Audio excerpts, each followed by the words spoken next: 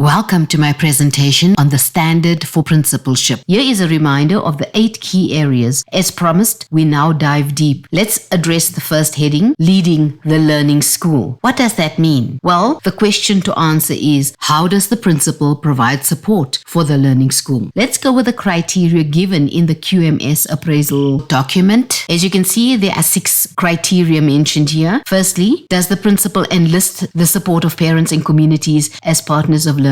Does the principal communicate, provide feedback with all stakeholders on the academic performance of the school? Does the principal motivate learners to achieve academically? Does the principal ensure there are functional curriculum structures at the school? Does the principal promote ICT learning? Does the principal manage conflict to maintain a healthy teaching and learning environment? These are the 6 criteria that exist under the heading, how does the principal provide support for the learning school? Let's get into the first one. How does the principal enlist the support of parents and communities as partners of learning? Well, up until this point, the criteria are stipulated. But as I recall from my QMS appraisal, we now put our own criteria here as to how we individually are meeting this in the context of our schools. I want to list 5 areas. They are: zoom into parent attendance. Try and ensure that there are parent appreciation and motivational talks. Always ensure that in every school there are additional support meetings,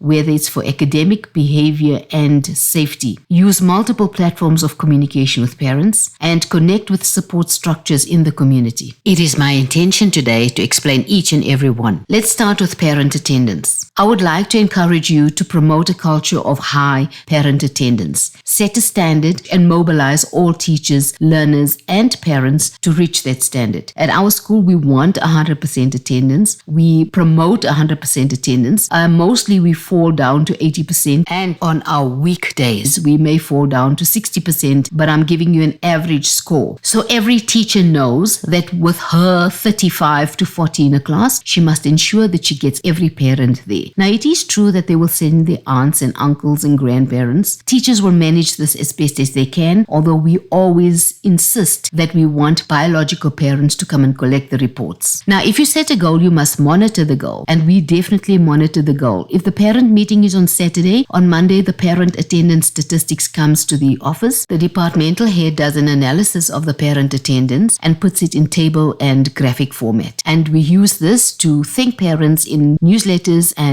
on Facebook to boast about their attendance and to applaud them for their attendance. And then teachers who had 89% attendance or 75% attendance, their job is to continue to track the non-attending parents. We also fill in parent interview forms and keep a profile of parents on their trend and pattern of participation in these meetings. Let's go to the second one. I feel you should have appreciation, motivational, and development talks with parents. In terms of parent appreciation, I always play my thank you gratitude list to parents from A to Z. It's a 2-minute presentation. It goes through the letters of the alphabet and gives them all the ways in which I appreciate them. The second talk I do with parents is what exactly our partnership entails. Is it a 50-50 partnership? And I always bring parents to realize it's not a 50-50 partnership. It's a 90-10% partnership when it comes to curriculum. In fact, the teachers are 100% responsible for it, in my opinion, because if a child cannot work out a maths problem in class, they're not going to be able to do it at home. So teachers have to make sure that the homework given to the child is something that he or she at least has an 80% capacity to do first. I am not in favor of them dumping projects and major assignments for parents to do that they cannot do themselves. But equally so, parents are responsible for 100% of the time that we are not in loco parentis for. It is important to define that loco parentis time for every parent. So if you say the school is prepared to look after your child from 7 o'clock till 3 o'clock, provided your child follows our regulations while at school, then you as a parent are responsible for your child from 3 o'clock up until 6:59 a.m. when you bring him or her to school the next day. That includes transport. That includes children purchasing from the vendors that are not in the close proximity of the school. That includes children purchasing from the shops. That includes children running across the roads at intersections not controlled by Scholar Patrol. Parents are 100% responsible for that. I also draw it to parents' attention that it will never, in the big scheme of things, be a 50-50 partnership. Because if I'm a grade 7 teacher, I only see their child after he or she had spent 11 years with their mom mom and with other teachers, and this could be teachers in another school. Up until then, I played no role in growing and developing their child. And for all intents and purposes, that child will only stay with me for 1 year. Thus, it is essential for parents to understand they take full responsibility for their child in all ways, all the time. Because even at the end of the year, if I had had a problematic relationship with their child and I've done the best or I've not done enough and I've been disciplined for it, that parent is still with their child when he or she goes to grade 8 and for the rest of their lives. It is a motivator for us as parents and teachers to work together so that when we release the children, the parents are assured that a strong enough foundation was laid that those children will achieve success in grade 8 and will not contribute to the dropout rates. The third motivation talk that I do with parents centers around the quote, "When the elephants fight, it is the grass that suffers." The recent video, of course, I posted was the statistics that for every 100 children that join school in the first year, only one of those children graduates. That short video stresses we all want it to be our child, our class, our subject in our school, but that does not come without effort. The third point, additional support meetings can be grouped into the pleasant ones and the unpleasant ones. Of course, the pleasant ones would be honors evening, prize giving for academic achievement, for good behavior, for any kind of leadership role their child may have been awarded with. However, there are some meetings that I am sure you will agree can become unpleasant. We call these red flag meetings. We have named it that it's a red flag when a child is violent. It's not only a red flag to the child concerned, to the parent of that child, but to all other parents in the school, to the teacher in the class that has a disruptive class and they cannot maintain control. So we call it a red flag meeting when it's also academic non-performance, because children that don't perform have low self-esteem and resort to acting out to gain their self-esteem. They resort to attention-seeking behavior, which can make them disrupt the class. It also means that they are hurt and they want to hurt others, so it feeds into the bullying in the school. The fourth point, multiple platforms of communication with parents. COVID taught us a few things. We found the WhatsApp communication excellent. I know schools use D6. Schools have a Facebook page that also must be managed. The WhatsApp groups must be managed. We still have the old-fashioned newsletter. Parents can contact us by telephone. Parents can come for a sit-down meeting, all within mutually agreed parameters. Parents can send emails to the school and give us a reasonable time frame in order to resolve matters. So I feel multiple platforms of communication are essential so that we can meet most of the parents' needs. The truth of the situation is that parents whose children have problems will in all probability be the hardest to get hold of, regardless of your mode of communication. But herein lies our ability to persevere, or at the least to indicate that we have evidence of newsletters sent, normal letters sent, notes written in the diary, emails sent, etc. It offers some kind of protection for the staff member and for the school as a whole in showing our efforts in reaching those parents. Something I should have added was, as much as we boast 70% to 80% to sometimes even 90% parent attendance, we have pegged our parent attendance for these red flag situations as 30% to 40%. So that is a weak link which we are tracking because we are only as strong as our weakest link. The last one that I've put under this heading is, how do we connect with support structures in the community? And every school should be linked to the South African Police, to any community safety organization, to health and clinics and the welfare, anything that is offered for our learners. That could be a government organization that especially offers assistance